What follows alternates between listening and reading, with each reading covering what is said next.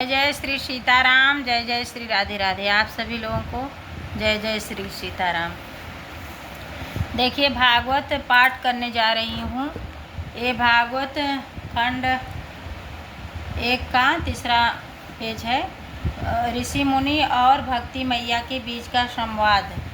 यहाँ भक्ति मैया हैं और ऋषि मुनियों का जो है, भक्ति मैया बहुत दुखी हैं, ऋषि मुनि उनसे मिले हैं, तो क्या हो रहा है, यही वृत्तांत है इसके अंदर। तो आप लोग भी सुनिए प्रेम पूर्वक। और भागवत की बड़ी महिमा है, आप लोग सुनेंगे ज़रूर, इसका प्रभाव पड़ेगा ज़रूर आपके जीवन में और आपका जीवन सुखमय होगा। भो भो साधो क्षीणातृष्टा मञ्चितामपि नाशया दर्शनं तव लोकस्य सर्वथा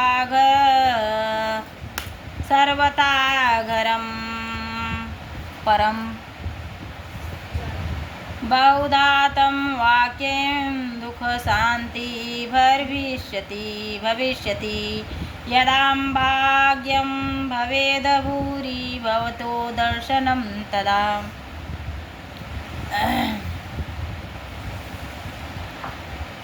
युवती ने कहा, अजी महात्मा जी, क्षण भर में ठहर जाइए।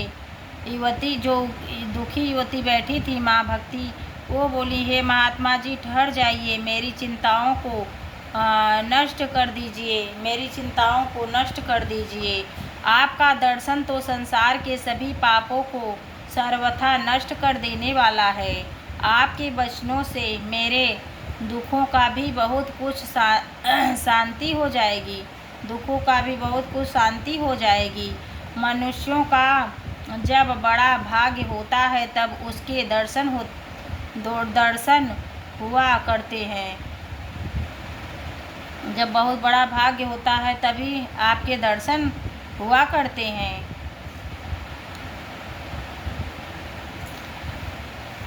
काशी तत्त्वं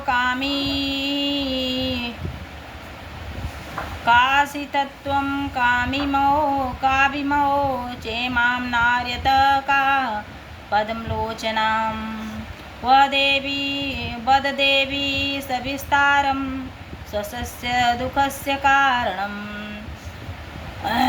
नारद जी कहते हैं, तब मैंने उस स्त्री से पूछा, देवी तुम कौन हो? ये दोनों पुरुष तुम्हारे क्या होते हैं और तुम्हारे पास ये कमल नयनी देवियाँ कौन हैं? तुम हमें विस्तार से अपने दुखों का कारण बताओ। अहम भक्तिरीत्या ख्यातामिमो मे तनयो मतो ज्ञान वैराग्य नामानो कालयोगेन जर्जरो गंगाध्यां सरित चेमा मत्स्येवार्थ समागता तदापि न च मे श्रेय सेवितायां सुरैरमपि इदानीं विष्णुमर्दाता सञ्चितत्व तपोधनं वार्ता मे वितताप्यास्ति तां शृणा सुखमावहम् उत्पन्ना द्रविणेशाहं वृद्धि कर्णतके गता क्वचिन्त्य चिन्ता महाराष्ट्रे गुजरे जीर्णोद्गताः तत्र घोरकार्यो ज्ञाप्ता खण्डिताज्ञां दुर्बलाहं चिरयाता पुत्राभ्यां सह मन्दतां वृन्दावनं पुनः प्राप्य नवीनेव शशिपीडो जाताहं युवती सत्यं केष्ठरूपा तु साप्रहतम् इमौ तु सहितावत्रः सुतौ मे क्लेशयन्तः श्रमातः इन्द्रः स्थानं परिज्यतः विदेह गत्यते मतां जहठत्व समायातो तेज दुखे दुखिताम्। नारद जी तब कहते हैं, तुम अपने दुख का कारण विस्तार पूर्वक हमको बताओ। युवती ने कहा, मेरा नाम भक्ति है। ये ज्ञान वैराग्य नामक मेरे 2 पुत्र हैं। समय के फेर ही है ये ऐसे जर्जर हो गए हैं। ये देवियाँ गंगा जी आदि नदियाँ हैं, ये सब मेरी सेवा करने के लिए ही आई हैं। ये सब देवियाँ जो उनकी सेवा में पंखा हाँक रही हैं, उनको डुला रही हैं भक्ति मैया को, वो सब क्या है? गंगा जमुना सभी नदियाँ हैं। इस प्रकार साक्षात देवियों के द्वारा सेवित होने पर भी मुझे सुख शांति नहीं है। तपोधन, अब ध्यान देकर मेरा वृतांत सुनिए। मेरी कथा वैसे तो प्रसिद्ध है, फिर भी उसे सुनकर आप मुझे शांति प्रदान करें। मैं द्रविड़ देश से उत्पन्न हुई कर्नाटक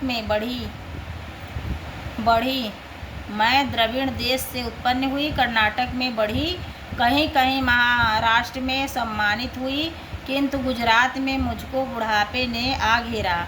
वहाँ घोर कलयुग के प्रभाव से पाखंडियों ने मुझे अंग भंग कर दिया। चिरकाल तक मैं आस्था रहने के कारण मैं अपने पुत्रों के साथ दुर्बल और निस्तेज हो गई हूँ। अब जब से मैं वृंदावन आई हूँ, तब से पुनः परम सुंदरी स्वरूप नवयुवती हो गई हूँ। किंतु सामने पड़े हुए दोनों मेरे पुत्र थके मदे दुखी हो रहे हैं। अब मैं यह स्थान छोड़कर अन्य जाना नहीं चाहती हूँ। अब यह स्थान छोड़कर जाना चाहती हूँ। ये दोनों बूढ़े हो गए हैं, इसी दुख से मैं दुखी हूँ। मैं तरुणी क्यों और ये दोनों मेरे पुत्र बूढ़े हैं। अब तीनों साथ साथ रहने वाले हैं, फिर यह रहने वाले हैं, और यह विपरीतता क्यों होना? तो यह चाहिए कि माता बूढ़ी हो या पुत्र तरुण। यह विपरीतता क्यों? त्राणां सहस्रात्वदैपत्तित्य कृत्वा स्थिरतं गर्ते जरथा माता तरुणो तनयावितं इविति।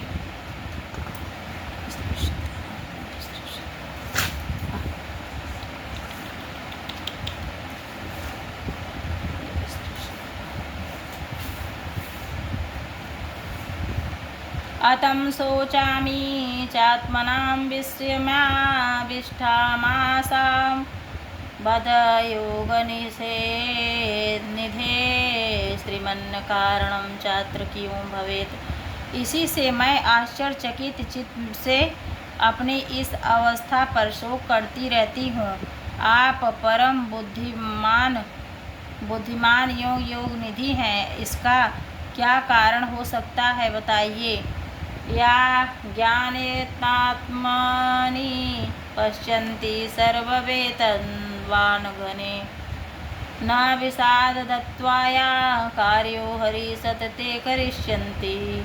नारद जी ने कहा, साध्वी, मैं अपने हृदय से ज्ञान दृष्टि से तुम्हारे संपूर्ण दुखों का कारण देखता हूँ। तुम्हें विषाद नहीं करना चाहिए। श्री हरि तुम्हारा कल्याण करेंगे। क्षणमात्रेण तज्ज्ञात्वां वाक्यमुचे मुनीश्वरः। सूत जी कहते हैं, मुनिवर नारद जी एक क्षण में भी उसका कारण जानकर कहा, श्रुवहिता वाले युगें तारुणं कलि तेन लुप्त सदाचारो योगमार्गस्तपासि च। नारद जी, देवी सावधान होकर सुनो, यह तारुणी कलयुग है। इस समय सदाचार, योग मार्ग और तप आदि सभी लुप्त हो गए हैं। लोग सठता और दुष्ट कर्म से लगकर अघासुर बन रहे हैं। जघाम अघासुरान्यते 60 दुष्कर्म कारणम् यं संतो विषीदन्ति पश्यन्ति साधवः धत्यो धैर्यतु धीमानस धीरः पंडितो माम् अदृश्ययानो लोकेन शेषभागकरी धरा संसार में जहाँ देखो वहीं पुरुष दुखी हो रहे हैं, म्लान और दुष्ट सुखी हो रहे हैं। इस समय बुद्धिमान पुरुष को धैर्य बना रहे हैं, वही बड़ा ज्ञानी है। यह पंडित है। पृथ्वी लगातार प्रतिवर्ष शेष जी के लिए भारत रूपी होती है। अब यह छूने योग्य तो क्या देखने योग्य भी नहीं रह गई है, और न इससे कहीं मंगल ही दिखाई देता है। अब यह किसी को पुत्र के साथ तुम्हारा दर्शन भी नहीं होता। विषयानुराग के कारण अंधे बने हुए जीवों के उपेक्षित होकर कुछ जर्जर हो रही है। वृंदावन के संयोग से तुम फिर नवीन तरुणी हो गई हो। अतः यह वृंदावन धाम धन्य है, जहाँ भक्ति सर्वत्र नित्य कर रही हैं। परंतु तुम्हारा इन दोनों पुत्रों का यह कोई ग्राहक नहीं है, इसलिए इसका बुढ़ापा नहीं छूट रहा है। यहाँ इनको कुछ आत्मसुख भगवत स्पर्श जनित आनंद की प्राप्ति होने के कारण ये सोते से जान पड़ते हैं। वृंदावनस्य संयोगा पुत्र तुष्यक तरुणी नमा धन्य वृंदावनं वनं तेन भक्ति नित्यनिधि यत्र त्रेत्व ग्राहभावान्यः जरामपि मुच्यतः किंचिदात्मदुःखेन सत्मुखमर्यतेमपि। इनका बुढ़ापा नहीं छूट रहा है, इनको कुछ आत्मसुख भगवत स्पर्श आनंद की प्राप्ति होने के कारण ये सोने ही जान पड़ते हैं। भक्ति ने कहा, राजा परीक्षित ने इस पाप कलयुग को क्यों रहने दिया? इसके साथ ही सब वस्तुओं का सार न जाने कहाँ चला गया है। तरुणमयी श्रीहरि से भी यह अधर्म कैसे देखा जाता है? मुने, मेरा यह संदेश दूर कीजिए। आपके वचनों से मुझे बड़ी शांति मिलती है। कथम परीक्षितां राज्ञां स्थामपि हासुर्च कली प्रवृत्ते तु कलौ सर्वसारं कुत्र गतो महान् तरुण परे हरिणाप्यः धर्मणं कथमिच्छते इदं मे संशयं छिन्धित्वदाशा सुखितास्याहम्।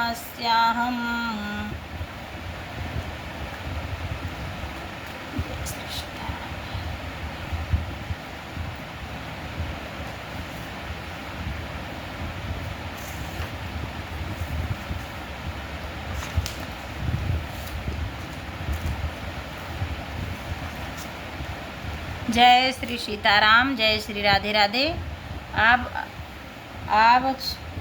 पृष्ठ नंबर 39 से कल करेंगे। कल कहेंगे अब नारद मुनि माँ भक्ति का संदेश की कथा अब कल होगी। अब ये कथा लंबी है।